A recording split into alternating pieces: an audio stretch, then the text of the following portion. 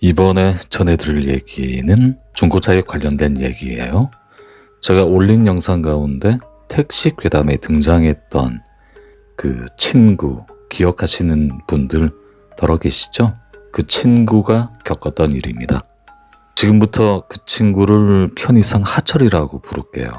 이 이야기의 시점은 지금으로부터 9년 전의 일인데요. 하철이가 했던 사업이 부도가 나가지고 다른 일을 알아보다가 다시 시작하게 된 일이 중고차 딜러였다고 합니다. 근데 이 일이 하철이가 처음 보기에는 마냥 쉬워 보여서 시작을 했는데 알고 보니까 발품도 많이 팔아야죠. 그리고 주변 경쟁도 어마무시하게 상당히 치열했답니다. 그래서 녹록지가 않았던 거죠. 중고차라는 게 우리가 알다시피 값싸고 좋은 차를 잘 구입해서 이윤을 남기는 게 주된 일이잖아요. 근데 차를 파는 건 쉬웠대요. 어떤 차든 기한이 좀 걸리더라도 반드시 주인이 있어가지고 차를 팔기는 쉬웠는데, 근데 값싸고 저렴한 차를 구입해 오는 이 과정이 어려웠다고 하네요.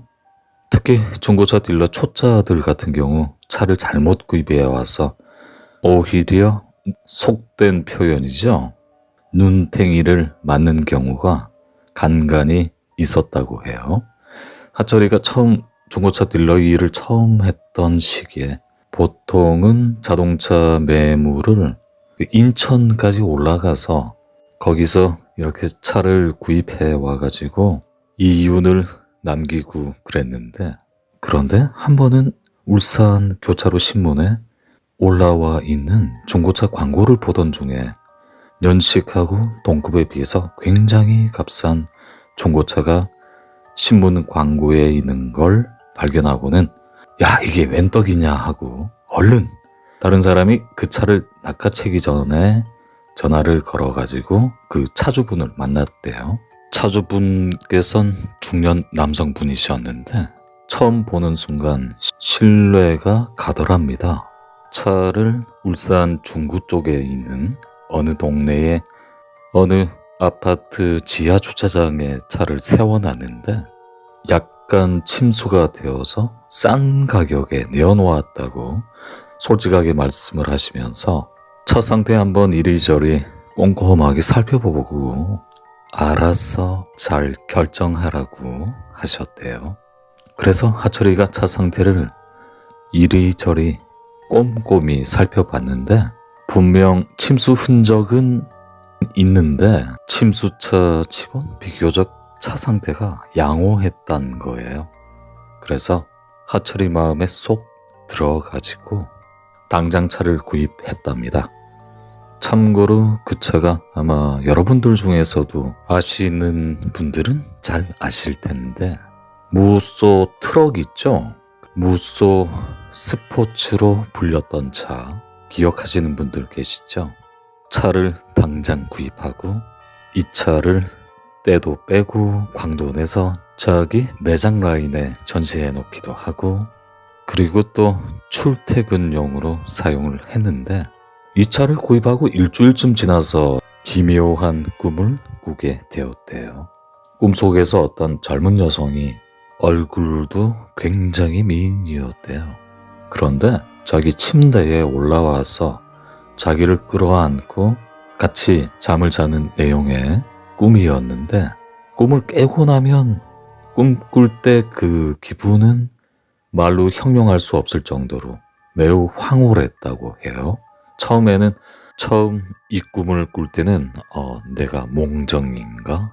그런 생각을 했는데 그게 아니었답니다. 매일같이 똑같은 꿈을 꾸게 되고 꿈속에서는 꿈이 아니라 현실처럼 느껴지는 그런 생생한 꿈이었대요. 그래서 매일 밤 잠자리에 들 때면 이 친구가 그 꿈을 늘 기대를 하면서 잠을 청했던 거죠.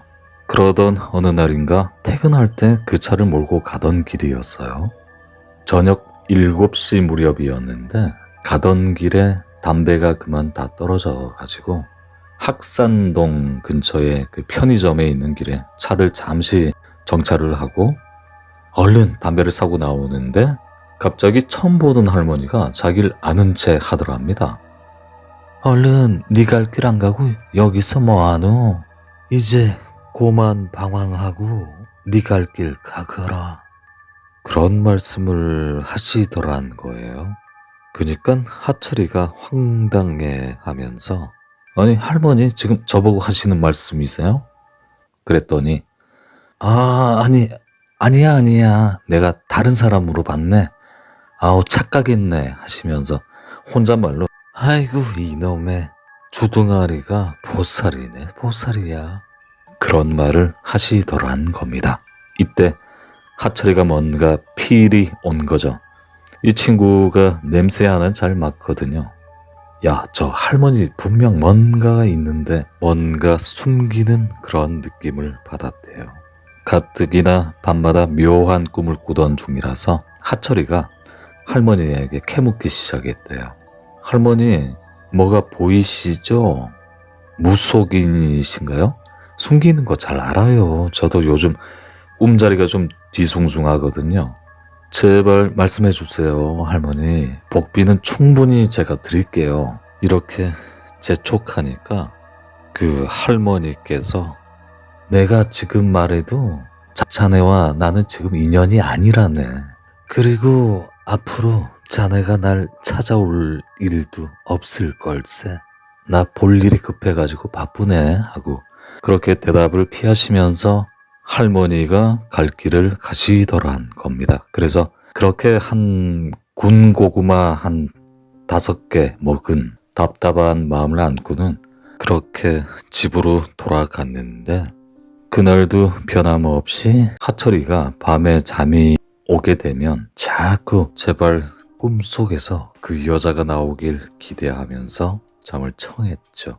그리고 역시 이게 꿈인지 생시인지 모를 아니 현실 같은 꿈속에서 그 여자와 잠자리를 했고 그 다음날 잠에서 깨고 나면 눈 뜨기가 싫었던 거죠. 꿈속이 너무나 판타스틱하니까 현실은 호랩이니까 그러니까 잠이 더 자고 싶어졌다고 해요. 자기도 그런 자기 자신이 자기도 스스로가 이상하다고 느끼면서도 또 한편으론 꿈인데 뭘 그러면서 그때 당시 스스로를 합리화하려고 했었다고 해요. 그런 꿈을 매일 꾼 지 3일이 지날 때쯤에 사우나에 갔다가 저울에 몸무게를 재보니까 몸무게가 7kg이나 빠져 있었대요. 그리고 거울 속으로 봐도 얼굴이 좀 칙칙하면서 다크서클이 더 내려와 있는 느낌이고 얼굴이 많이 수척해 있는 걸 느낄 수가 있었답니다. 그래서 내가 혹시 병에 걸린 건가 싶어가지고 큰 병원에 가서 종합검진까지 받아봤는데 다행히 건강에는 아무런 문제가 없었다고 해요. 그래서 머릿속으로 든 생각이 매일 밤 꿈에 나타나는 그 여자 때문인가? 이런 생각이 들었고 문득 며칠 전에 자기를 아는 체 하시면서 얼른 네 갈 길 안 가고 여기서 뭐하노? 그 말씀하시던 할머니가 떠올라가지고 그 할머니를 본 동네 일대를 차를 타고 샅샅이 수색을 해봤대요. 그 일대에 무슨 무당집이 없나 하고 학산동 근처에. 근데 보니까 한두 군데가 아니더란 거예요. 그 동네 일대에 주변에 무슨 보살, 무슨 선녀, 무슨 동자, 기타 등등 여러 곳이 있어가지고 그 할머니 찾는 일은 정말 쉽지가 않겠다면서 단념하고 그날은 그냥 집으로 돌아왔대요. 그리고 며칠이 지난 후에 그니까 커뮤니티 모임이죠. 무슨 3040 그래갖고 정모도 하고 번개 모임도 하고 그런 카페 모임 있잖아요. 그 모임이 무슨 흉가 체험 모임이었다는데 그때 거기 모임에서 알게 된 그 형님이 하철이에게 차가 필요하다고 연락이 와서 만나가지고 그 형님분이 차를 이리저리 이제 살펴보고 차 상태 괜찮네 하고 바로 계약금을 받게 되고 계약을 하게 되는데 그 다음날 차를 매도매수하기로 한 것이죠. 그렇게 하기로 하고 그날 밤 하철이는 또 잠자리에 들면서 그 여자가 꿈에 또 나타나길 기대하면서 잠에 들었는데 잘 자고 있는데 갑자기 눈이 번쩍 떠지더랍니다. 딱히 화장실이 가고 싶다거나 뭐 그런 것도 아닌데 이 친구가 잠을 자게 되면 누가 업어가도 모를 정도로 아주 딥슬립으로 잠을 자거든요. 부러우신 분들 계시죠? 아무튼 한 번도 자다가 그렇게 깨는 일이 없었다는데 근데 그날 새벽 저절로 눈이 딱 떠진 거죠. 근데 몸은 안 움직여지고 눈앞에는 머리카락이 몇 가닥밖에 없고 얼굴이 막 달덩이처럼 허옇게 탱탱 부푸른 여자가 자기 몸 위에 올라타가지고 목을 막 조르더랍니다. 그걸 겁이 질린 채 보고 있으려니까 부푼 얼굴이 아주 흉측했답니다. 부푼 얼굴에 눈이 함몰된 모습이었고 코나 입 그리고 귀 이런 이목구비가 다 부풀어서 일그러져 있었는데 그 기괴한 모습을 한 여자가 계속 자기 몸 위에 올라타서 목을 막 조르더랍니다. 그때 진짜 숨이 조여오더랍니다. 이대로는 죽겠다 싶더래요. 어떻게든 가위에 깨야 하는데 가위에 눌려가지고 눈만 멀뚱멀뚱 뜨고 눈동자만 굴릴 수 있었는데 그때 하철이가 찾고 있던 골프채가 팔만 뻗으면 닿을 것 같은데 몸이 전혀 말을 안 들으니까 그래서 극한의 공포를 느끼고 다시 눈을 감으려고 했는데 이것도 뜻대로 안 되더란 거예요. 그렇게 1분이 1시간처럼 느껴지는 공포의 시간이 흐르고 있었는데 그때 자기 몸 위에 올라타서 자기 목을 조르던 그 영가가 갑자기 고개를 좌우로 막 흔들면서 아주 기괴한 모습으로 갑자기 그런 말을 하더랍니다. 나야 나 몰라? 나 때문에 그동안 좋았지? 근데 왜 날 딴 곳으로 보내려고 해? 다 죽일 거야. 야, 죽일 거야. 다 죽일 거야.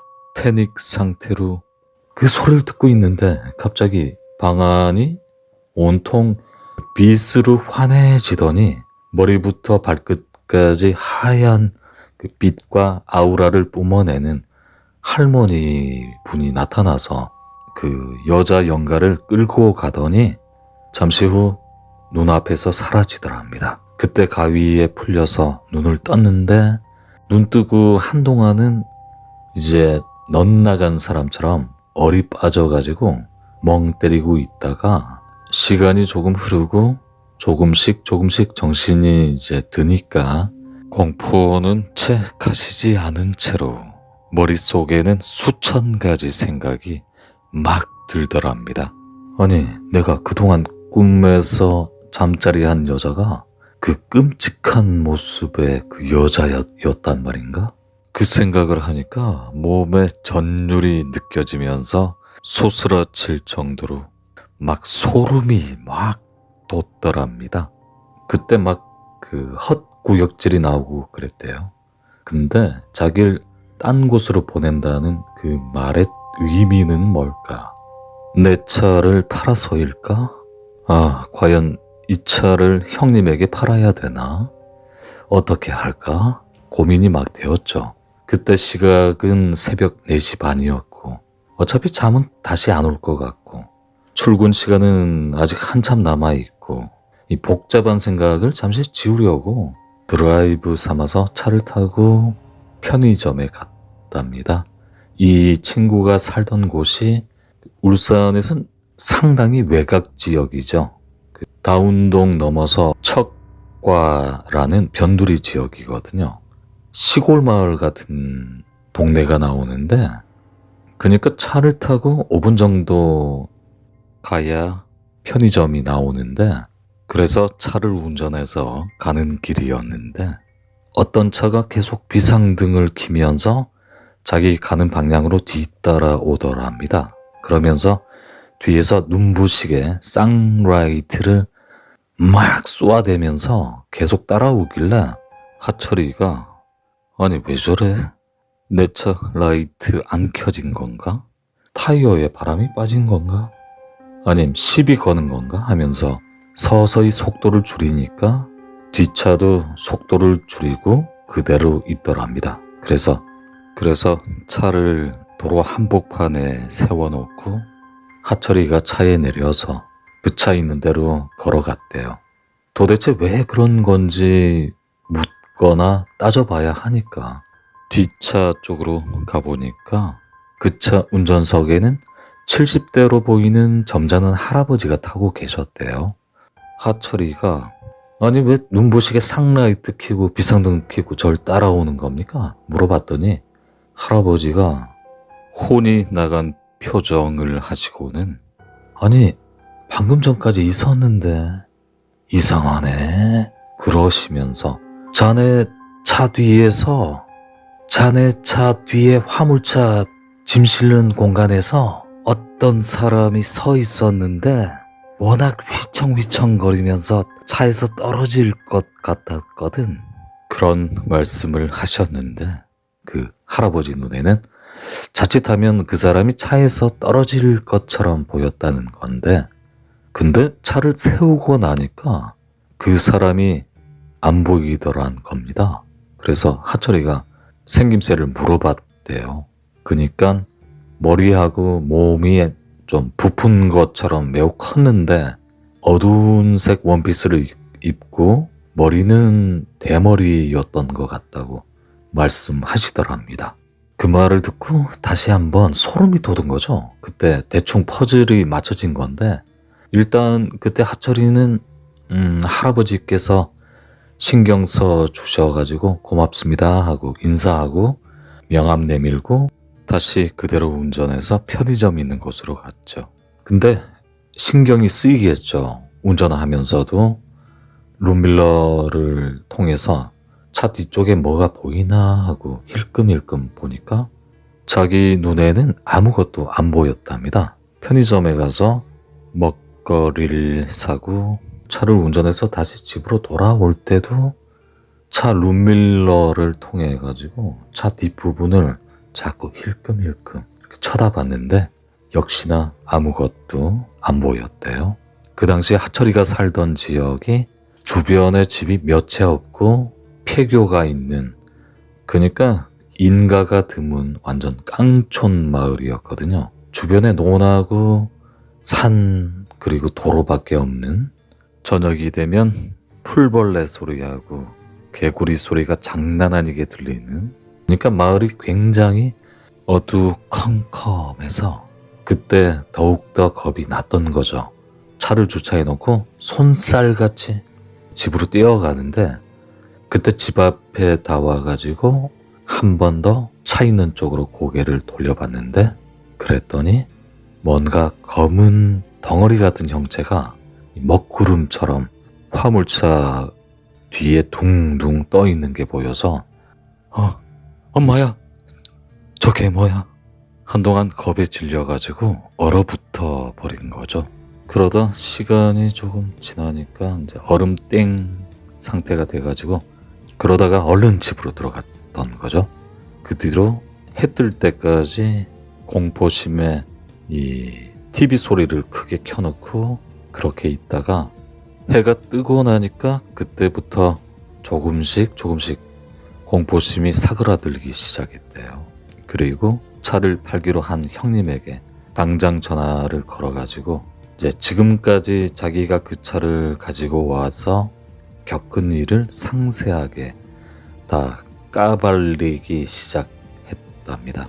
그런데 그 형님이 난 괜찮아. 나 겁 없는 거 알잖아. 야, 너 혹시 다른 사람이 그 차 더 비싼 가격에 산다고 하디? 그러면서 자기 말을 안 믿어주더란 겁니다. 그래서 하철이가 그건 아니다. 자기가 무당 좀 만나보고 그때 차를 꼭 넘기겠다고 했는데 그 형은 급하다면서 이미 계약을 했으니까 오늘 중으로 당장 차를 넘기라고 하는 바람에 하는 수 없이 그날 오후에 그 형에게 차를 팔았죠. 근데 막상 차를 팔고 나니까 하철이는 계속 뒤숭숭해졌겠죠. 영 찝찝하니까 시도 때도 없이 그 형님에게 전화를 걸어서 안부를 물어봤대요. 형, 고사는 지냈어? 잘 지내고 있지? 형, 별일 없지? 형, 차 상태는 어때? 형, 뭐 이상한 거 본 적 없지? 이렇게 자꾸 전화 연락을 해대니까 그 형님이 야, 너 스토커냐? 스토커야? 야, 아무 일 없으니까 제발 좀 쓸데없이 전화 좀 하지 마라. 이런 소리까지 듣게 되고 결국 전화 연락을 자주 못하게 되니까 하철이는 계속해서 신경이 쓰였겠죠. 그렇게 그 형과는 연락이 뜸하게 되었고 그 형에게 차를 팔고 난 뒤부터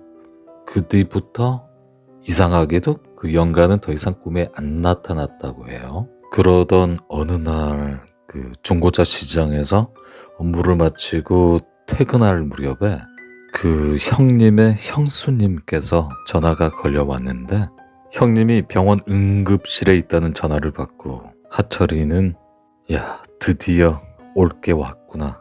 일이 드디어 터졌구나 하고 곧장 병원으로 달려갔는데 병원에 도착해서 보니까 형님이 다행히 의식을 차리신 것 같아 보였어요. 형님이 병상에 기운 없이 누워 계셨고 옆에는 형수님이 계셨는데 아니 이게 도대체 어떻게 된 일이냐고 물어보니까 형수님 얘기가 캠핑을 갔는데 저녁 무렵에 형님은 낚시를 하고 계셨고 형수님은 거리가 조금 떨어진 텐트 주변에서 요리를 하고 있었는데 형수님이 요리를 하다가 바다 쪽을 잠시 봤는데 어떤 사람이 깊은 물속에 빠져가지고 겨우 얼굴만 내민 채 막 허우적거리는 모습이 보였답니다. 위급한 상황을 보고 형수님이 막 주변에 사람들에게 사람 살려 하면서 막 소리치고 그리고 영식이 아빠 하고 소리쳤는데 그때 당시 이상했던 점이 그 상황에서 형님은 전혀 대답도 않고 미동도 없고 낚시터에 가만히 낚시를 하고 계시는 뒷모습만 보였답니다. 그래서 형수님이 황급하게 물에 빠진 사람 있는 곳으로 달려가 봤더니 다행스럽게 주위 낚시꾼 몇몇 분들이 구조를 해서 그 물에 빠진 사람을 구조를 했는데 알고 봤더니 그 사람이 자기 신랑이었던 거죠. 그때 어리둥절해 하면서 뭔가 쎄한 기분이 들면서 다시 신랑이 낚시하던 쪽을 고개를 돌려서 바라보니까 덩그러니 낚시하는 의자하고 낚싯대만 있었던 거죠. 그때 뭔가에 홀렸구나 그런 생각이 들었답니다. 그 형수님의 얘기를 듣고 하철이는 형수님을 조용히 병원 응급실 밖으로 불러내가지고 그동안 자기가 그 차를 사고 나서 겪었던 얘기와 함께 자기가 영 찜찜해서 안 팔려고 했던 차를 형님께서 완강하게 고집 부리는 바람에 할 수 없이 팔게 된 얘기를 들려주었는데 이 얘기를 듣고 있던 형수님이 그럼 어떻게 하면 되겠냐? 그래서 하철이가 다른 차를 알아봐 줄 테니까 그 차를 다시 자기에게 팔아달라고 형님께 좀 설득을 시키란 제안을 하게 된 거죠. 그리고 그 일이 있고 며칠이 지났는데도 아무런 연락이 없자 하철이가 형수님에게 전화를 했는데 형수님 신랑이 그런 일을 겪고도 워낙 고집이 완강해서 그 차를 다시는 안 팔기로 하고 계속 타고 다니기로 했다면서 어떻게 하면 좋겠냐, 뭐 방법이 없을까? 막 속상하다고 얘기를 하시더란 거예요. 그래서 답답해 있던 하철이가 저에게 전화를 걸었는데 사실 그때 당시 하철이와 저는 어떤 일을 계기로 한참을 다투고 나서 한동안 냉전 상태였거든요.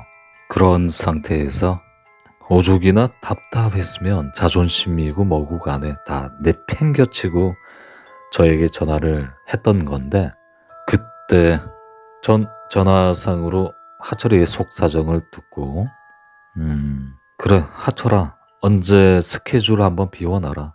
언양반천 할머니 한번 찾아뵙지 뭐.